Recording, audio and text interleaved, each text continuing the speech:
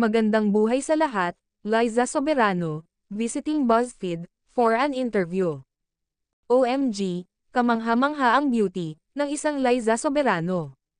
Mapapawaw, ka na lang talaga sa ganda, at sexy nito.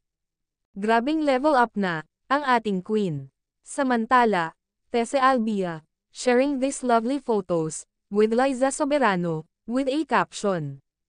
Filipinas, supporting Filipinas. So excited, to have the absolute, sweetest, Liza Soberano, on the booth, the One Down Showdown. And my newest drinking talk show, coming soon. Go watch Liza Soberano, on February 7th, in the Philippines, and February 9th in the US. And tune in, to One Down Media, in the coming weeks, to see all the content, we did, with Liza together. Samantala, good vibes na komento, para kay Ken. Congratulations Ken, ang gwapo mo pa din, you're aging like a fine wine, Enrique Hill. This will surely hit big, Big Bird. At least hindi malungkot, ang Valentine's Day, kapag pinanood ito. Enrique, in his Adam Sandler era.